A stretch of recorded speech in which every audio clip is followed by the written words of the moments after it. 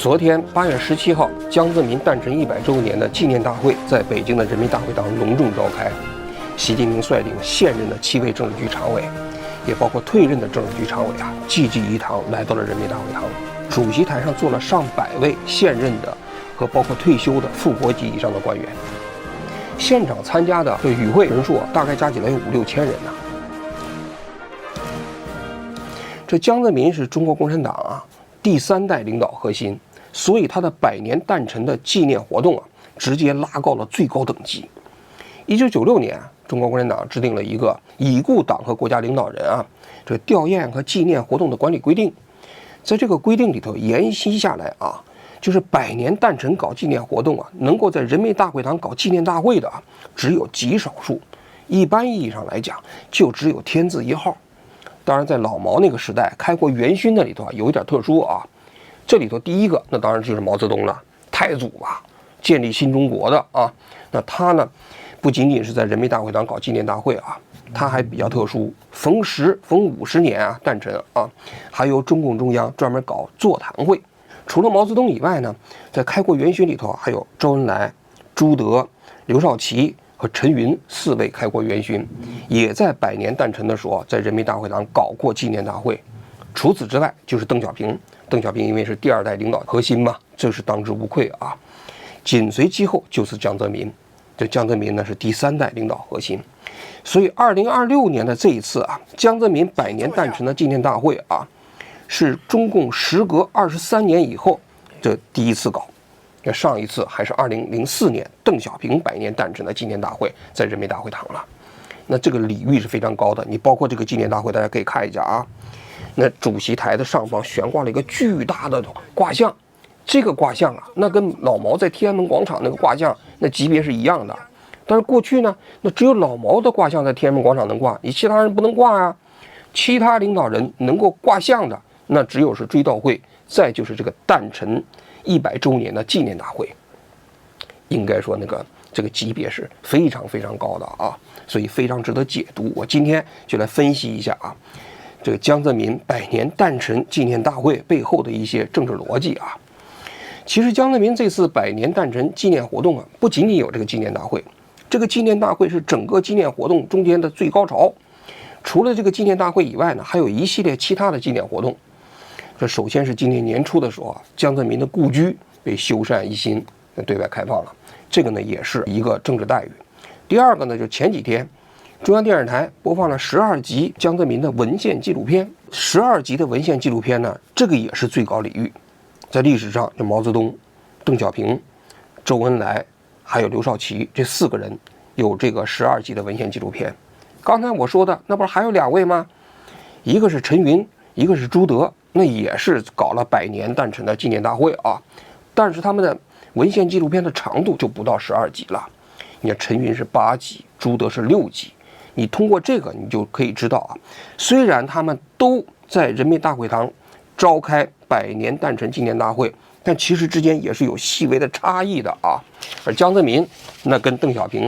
那现在就当之无愧的享受了12集文献纪录片的待遇。这个文献纪录片我觉得还挺值得看的我前几天我还认真看了，我觉得有些细节过去从来没有披露过。你比如说江泽民的妻子就是他没有血缘关系的表亲，就是他这个继母他们家的表亲你比如说这个江泽民当时在入室的时候他当时有天半夜给史广生商务部长史广生打电话听取他的汇报，那已经是半夜1点多钟了。他打完电话之后呢，朱镕基又给这个史广生打电话然后就询问江泽民怎么问这个史广生的，史广生就把这个情况都给他汇报了。朱镕基紧急召集入室谈判的这些官员开会晚上一直开到凌晨4点。那这个细节呢，过去是从来没有披露过我当时在讲朱镕基这个入室那个过程中间其实我讲的主要是朱镕基跟史广生之间的这个交流。他江泽民当时跟朱镕基讲说，别让美国的谈判代表跑了，把他们从机场给找回来。这个细节那还是这个文献纪录片中间的首次披露的。还你比如说这江泽民当时看到法轮功把这个中南海给围起来了，江泽民还自己亲自出去看呢。看完之后就给其他的政治局常委去写信，我估计那个时候就已经决定收拾法轮功了啊。所以这种文献纪录片的珍贵性啊，不在于共产党的叙事逻辑，而在于啊，它能够披露一些历史细节啊。虽然他们这些历史细节都是根据自己的政治需要披露的，但是你把它拼凑起来啊，对我们了解历史、理解历史还是非常有帮助的啊。这是这个文献纪录片。第三个就是发行邮票和小勋章。你像这一次江泽民这也发行了邮票、小勋章，同时还发了纪念币。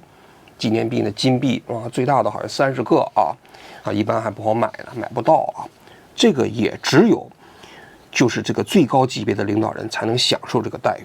邓小平当年也是发行了邮票，发行了小勋章，发行了金银币的纪念币。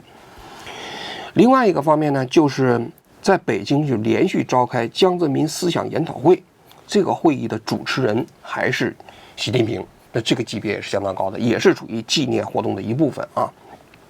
最后一个就是中共中央决定在毛主席纪念堂的2楼要增设江泽民同志的就是这个历史地位的陈列馆、陈列室。这个呢是非常有意思的啊。大家都知道毛主席纪念堂啊，那当时是华国锋在任的时候建的啊。建完之后啊，当时2楼一共有10个陈列室，一开始是准备全部陈列伟大领袖毛主席的丰功伟绩啊。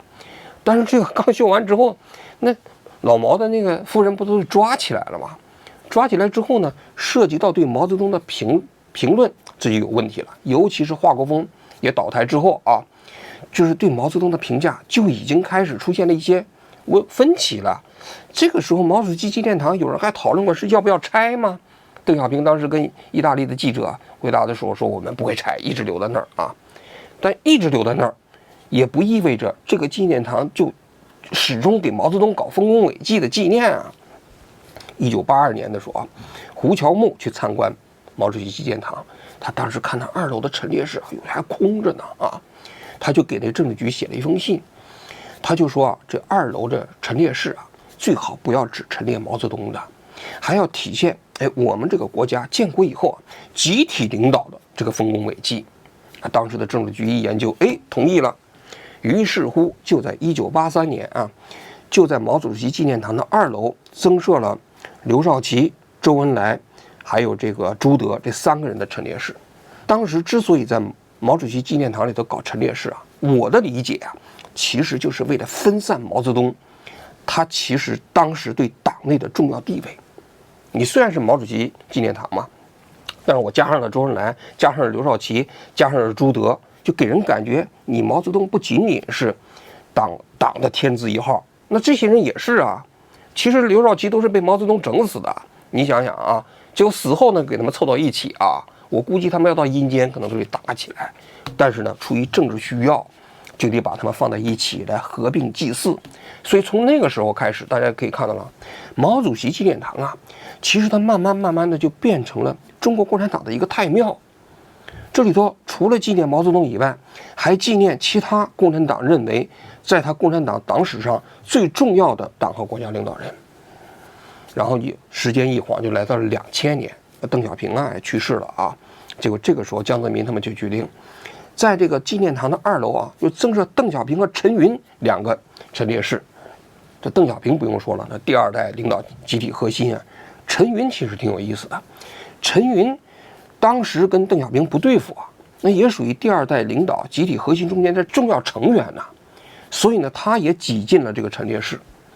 那么你想想，这一下子陈列室就有6个人了，对不对？那么这一次江泽民是第7位在毛主席纪念堂上啊罗列陈列室的这个党和国家领导人。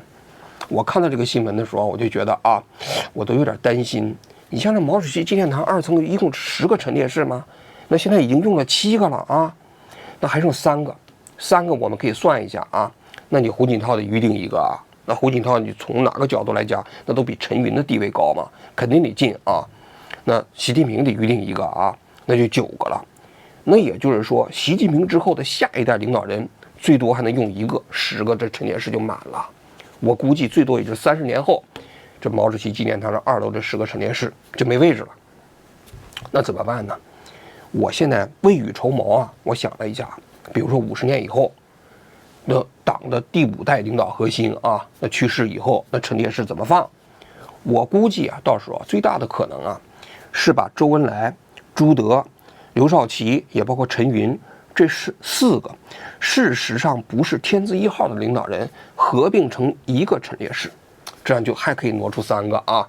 那你这3个的话，如果你的3代领导核心，那你其实还可以再搞个30-50年。如果中间有一个人要独裁的话，那干个20-30年呢，所以这就能搞到22世纪去了。所以呢，你可以想象一下，这毛主席纪念堂作为中国共产党的太庙啊，那这个作用还是非常大的，还挺有意思的啊。讲完了这个政治待遇啊，我们来讲一讲这次江泽民的100年诞辰的纪念大会啊。这个纪念大会它之所以隆重啊，我们刚才讲了，它不仅仅是悬挂这个巨幅画像在顶上啊，它最重要的就是它也是中国共产党啊现任的这个所有的重要的政治官员啊集体亮相的一次机会。你就比如说这纪念大会就规定啊，所有的政治局常委都需要参加，所有的退休的政治局常委也要参加，那么所有的在京的政治局委员也要参加，然后呢，所有的就是这些副国级以上的官员也都参加，而且坐在主席台上。那坐在主席台上，那镜头都要扫过去啊，大家就可以对啊，什么人参加，什么人没参加。那么台下呢，一般来说呢，就是中央委员、中央候补委员、政协常委和人大的常委，再加上一些军队的代表啊，还包括红二代的代表啊，济济一堂啊。但是这主席台上上100位副国级以上的官员啊，集体亮相。一般来说，你除了党代会以外啊，其他没有了。他甚至比党代会啊，他其实还要这个人数还要全呢，因为党代会有的是只是党员参加嘛，所以这应该说是最全的一次集体亮相了。所以什么人参加，什么人没参加，你借此机会就可以观察。那么这次这个纪念大会呢，我也仔细看了一下啊。那么现任的7位政治局常委，那肯定都参加了啊。那么已经退休的政治局常委加上现任的，一共21位参加了。那么有些人就没参加，没参加的有哪几位呢？一个是胡锦涛，另外一个是李瑞环，还有一个是吴官正，还有一个是罗干，这4个人没参加。胡锦涛没参加啊，那坊间不都传言嘛，说胡锦涛前一段时期啊被习近平下毒了，一家3口啊，包括他孩子什么胡海峰啊，全给毒死了，毒死了密不发丧啊。所以你可以看到了，这次如果要是胡锦涛没参加，证明被毒死了。但是这个都是海外反贼们天天造谣的结果啊。我当年在胡锦涛在那20大的会议的时候，我就讲过，这胡锦涛当时啊身体就不行了，他就有老年这个帕金森症啊，所以他这个身体不行。你可以看一下，最近几年非常重要的政治场合啊，胡锦涛都没有出席。你比如说宋平当时的追悼仪式，按道理来讲，胡锦涛是应该出席的，胡锦涛没出席，所以他实际上就是身体不行了啊。那你像吴官正、李瑞环和罗干这些人呢，年纪都比较大了，身体也不太行了。比如李瑞环今年已经92岁了啊，那现在那个包括罗干呢、吴官正啊，他们都属于30后，所以都是在90岁左右了。胡锦涛呢，他今年只有84岁啊，所以他身体这么差啊，那确确实实啊，这个也是没办法，身体的基础条件就是这样。当年是在西藏工作啊，高原反应啊，所以他这个身体状况不行，也是因为他自己当年啊这段经历啊，给他身体所造成的伤害啊。另外呢，有几个人出席大会的，在主席台上就值得关注。一个呢是李希，李希前一段时期不是辞去了中央党校的校长嘛，坊间都传言啊，他当年搞腐败、青花帮啊。然后呢，习近平一怒之下就把他从这个副国级啊直接降为了副部级，还有人说降为了副厅级啊。但这次李希仍然坐在了就是整个这主席台的这个左侧的最边缘，大家可以看一下啊。那李希能坐在这个位置上，那说明他暂时还没什么事儿。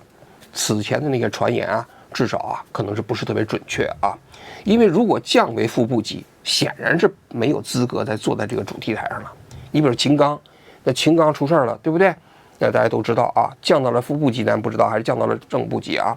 总而言之，秦刚是没有资格坐在主席台上的。李希能坐在主席台上，就说明他一定是至少现在还保留了副国级待遇。在这个副国级的官员里头啊，没有参加的还有这么几位，一个是刘延东，刘延东呢也没参加，应该说身体也不行了啊。但有另外几位没有参加的，可能就是有点不妙。你比如说有2位政协副主席，一个叫陈武，还有一个呢叫王政委，这2个人都没参加，那也没有官宣说调查他们，那就说明他现在应该说已经被调查中了。军队里头还有一个啊，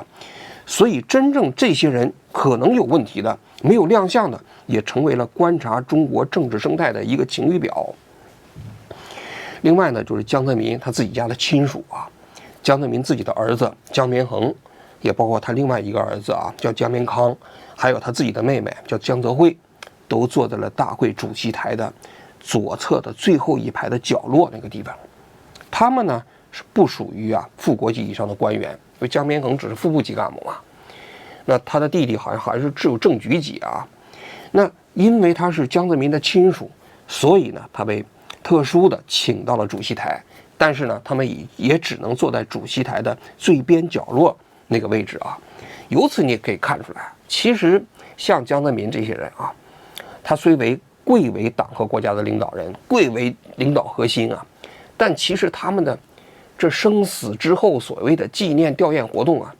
跟他们自己家族的个人关系已经很淡了，都是工具。所以你看他家人参加这么隆重的场合啊，你就只能在那主席台最边边的那个位置上给你搞一个位置。其实你是不可能坐在一个特别核心的位置的，因为对江泽民的纪念不是表达你们家里人对这个亲人的思念，是整个共产党政治运作中间非常重要的一环。为什么这么讲呢？我来接下来啊，咱们来具体分析这个纪念大会啊所透露的信息。这个纪念大会里头呢，李强主持嘛，李强主持之后，那就是习近平讲话。习近平的讲话呢，大致分为3部分。第一部分呢，就是给江泽民进行历史定位；第2部分呢，就是江泽民的生平；第3部分继往看来，把江泽民要学习他的内容啊，跟自己想要表达的政治诉求啊相连接。首先就是第一部分，他怎么给江泽民进行历史定位。今天我们隆重忌讳纪念江泽民同志诞辰100周年。江泽民同志是全党全军各族人民公认的享有崇高威望的卓越领导人，伟大的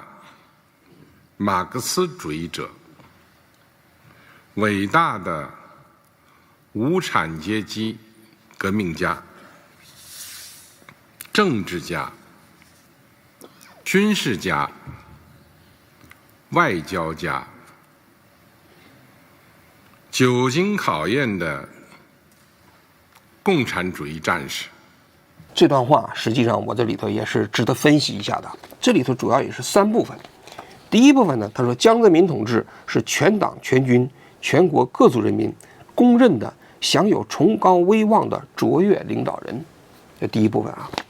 这句话不是一般人可以享用的啊。现如今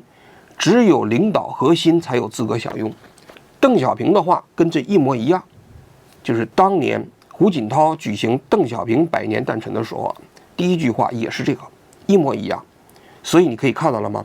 就是全党全军全国各族人民公认的享有崇高威望的卓越领导人，这就只有核心可以有这个词。当然老毛呢这级别更高了啊，老毛这个他那个就是马克思中国化的开拓者，中国社会主义建设事业的奠基者，近代以来中国伟大的爱国者和民族英雄，那就是无边无际了，那是非常高了啊。但是除此之外的这个核心全都是这个标准术语。你就比如说另外几位在人民大会堂啊召开100年诞辰纪念大会的几个其他领导人，你比如说像刘少奇就没有这句话，周恩来也没有这句话，也包括陈云也没有这句话，所以他们的级别呢就要低一些。这是第一段话。第2段话，伟大的马克思主义者，伟大的无产阶级革命家，政治家、军事家、外交家，久经考验的共产主义战士。这几句话也是领导核心必备的，跟邓小平也一模一样。这久经考验的共产主义战士不是一般人能叫的啊！你比如说刘少奇，你虽然叫伟大的马克思主义者、伟大的无产阶级革命家、政治家、理论家，但是你不是久经考验的共产主义战士，他只是党和国家久经考验的卓越领导人。卓越领导人跟共产主义战士比起来，那还是第一个级别啊。那周恩来干脆就没有这句话。到陈云这个地方呢，也是啊，他是叫党和国家久经考验的卓越领导人。这个就是跟那个刘少奇是一个级别了啊。所以你可以看到了吗？就是久经考验的共产主义战士，也只有这个核心才配享用。到第3部分啊，就是针对个人你的突出贡献、历史地位，我对你进行个别评价了。你比如说啊，这次江泽民啊，就是说中国特色社会主义伟大事业的杰出领导者，党的第3代中央领导集体核心，3个代表重要思想的主要创立者，这是给江泽民的个人进行定位的。邓小平的定位呢，就是中国社会主义改革开放和现代化建设的总设计师，邓小平理论的创立者。那你其他人的级别就低了啊！你比如说陈云那就只能说是以毛泽东同志为核心的党的第1代集体领导，和以邓小平同志为核心的党的第2代中央领导集体的重要成员。那这个就级别就相当低了啊！所以你可以看到了吗？就是这个关于这个领导人的定位，中共它实际上也有一整套的词啊，来进行细微的区别的。这是第1部分，这是对江泽民的这个定位，基本上把它放到了领导核心的位置啊。第2部分呢，就是江泽民的生平，这没什么讲的啊，简单几句话。第3部分就是关于江泽民的这个学习。这里我还补充一个信息啊，就整个习近平的这一次啊纪念江泽民的讲话，他的字数比较少，我给他统计了一下啊，整个讲话的字数呢是4520个字。但是江泽民纪念毛泽东的时候啊，是12393个字，而胡锦涛纪念邓小平呢是9193个字，所以你可以看到了吗？江泽民这个字非常少。那么江泽民的第3部分我们来接着讲啊，第3部分就是讲这个继承嘛，继往快来嘛。我们要学习江泽民同志坚定如磐的政治信仰。江泽民同志对共产主义理想坚贞不渝，对党和人民无限忠诚，矢志不移为党和人民事业而奋斗。要学习江泽民一共是5个方面，这5个方面呢，我仔细看了一下，其实都是根据现在的政治需要，他要讲我们要重新从江泽民身上汲取什么营养，最后落实全都落到了他自己的政治诉求上。你就比如说第1个方面，我们要学习江泽民同志坚定如磐的政治信仰。江泽民同志对共产主义理想坚贞不渝，对党和人民无限忠诚，矢志不移，是吧？等等啊，说了一大堆。但是最后呢，他就讲到新征程上，我们要不忘初心，牢记使命，坚定对马克思主义的信仰、共产主义信念、对中国特色社会主义的信心，坚持党的基本理论、基本路线、基本方针，自觉增强4个意识，坚定4个自信，做到2个维护。大家可以看一下这段话，全是习近平最近2年提出来的概念，不忘初心，牢记使命嘛，什么4个意识、4个自信、2个维护，全是习近平提出来的。所以习近平现在在纪念江泽民的这个100年诞辰的纪念大会上，他是要把自己的政治主张、政治诉求跟江泽民当时的政治遗产联系在一起。这个联系在一起的，就实际上都是对现在他进行政治动员啊，整个这5条都是如此。因为这个呢是非常重要的啊，因为实际你可以看一下，你比如说，当时江泽民啊纪念毛泽东的时候啊，那不是12000多字吗？洋洋洒洒，中间还讲到了这毛泽东啊，在文化大革命中间犯了一些错误啊，什么之类的啊。后来毛泽东110周年、120周年，那不都分别有座谈会吗？胡锦涛啊，也包括习近平啊，也都发表讲话。大家可以留心一下，对毛泽东的评价越来越高，那是伟大的先知、伟大的奠基者、国际共产主义，不是共产主义战士了，伟大的国际人士什么之类的民族英雄，越来越高。但是错误呢，越提越少。现在就讲了，习近平就在毛泽东诞生130周年的时候就讲了，他说在社会主义的伟大征程中啊，有一些曲折和失误是难免的，尽管在文革期间犯了一些错误，但是我们对他的评价早已经做了，这个功绩是主要的，错误呢是很少的。为什么对老毛的这个评价越来越高啊？其实是基于现在的政治需要啊，因为它来源于共产党的整个合法性啊。所以毛泽东本身当年犯的那些错误，对当下的这些政治领导人已经越来越不重要了。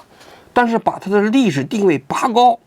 那对今天共产党的这个政治动员，那是非常非常有价值的。所以你可以看到了吗？对共产党已故领导人的纪念，本质上来讲，它是一个现在的政治动员。我刚才讲的是第一点，你再看第二点。第二点，它是学习江泽民同志真挚深厚的为民情怀，始终站在人民立场，关心人民群众的安危冷暖。然后最后新征程上，我们要牢记江山就是人民，人民就是江山。那这句话也是习近平讲的。在这个里头，他实际上呢提出来要什么扶贫攻坚呐，出台增加农民收入啊，搞共同富裕啊，这其实都是习近平现在的政治主张。第三个方面，与时俱进创新呢。那与时俱进创新是什么呢？要搞这个科技兴国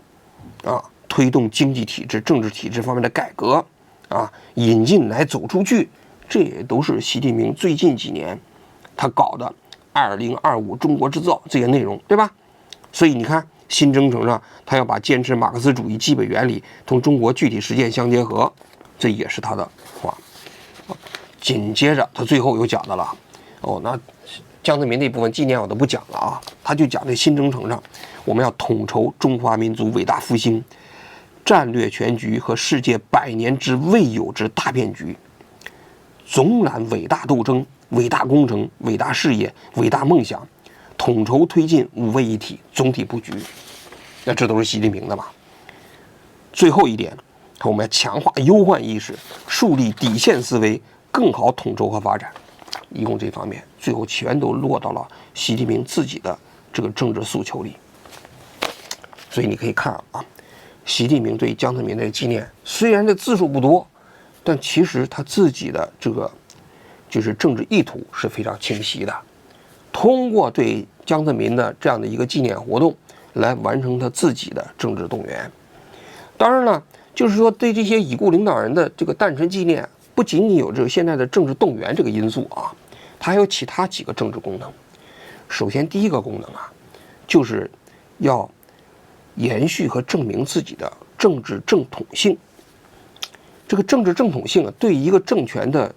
就是这个更迭继承来讲是非常重要的啊。你就比如说当然明朝当时搞土木之变是吧，那明英宗夺门之变把他弟弟给赶下去了，赶下去之后当时对他弟弟恨呢，就把他景泰帝就直接废了，也不能给他修帝陵，然后就废为亲王。但是呢，事后过了几代，那明朝又重新把景泰帝又恢复了这帝号啊。所以你可以看到了吗？它为什么存在这样一种存废呢？它其实都是在证明谁是正统。就像这个明成祖朱棣靖难之疑，把他那个侄子那个皇位给夺过来了啊。夺过来了之后呢，他要证明自己的正统性，那朱允炆就不能再当皇帝了，所以他都继续用那朱元璋的年号嘛，把它抹掉了呀。他要证明自己的正统性。其实共产党也一样，共产党从建国到现在啊，也快80年了，经历的党和国家领导人，毛泽东之后是谁啊？华国锋，华国锋完了是胡耀邦，胡耀邦完了赵紫阳是吧？赵子阳完了邓小平啊，邓小平虽然没有当这个总书记啊，但你可以看一下，配享太庙的，那我中间说的这几个人那都不行啊，没有啊。你比如说赵子阳，那都后来都抓起来软禁了，就别提了啊。那包括胡耀邦和华国锋这两个党和国家领导人都当过天字1号的啊，都不能配享岱庙。胡耀邦诞辰100周年的时候啊，只搞了一个座谈会，就没有搞纪念大会。也包括华国锋，也是搞座谈会，不能搞纪念大会。为什么就他们不能搞纪念大会呢？就是他们不是中国共产党啊，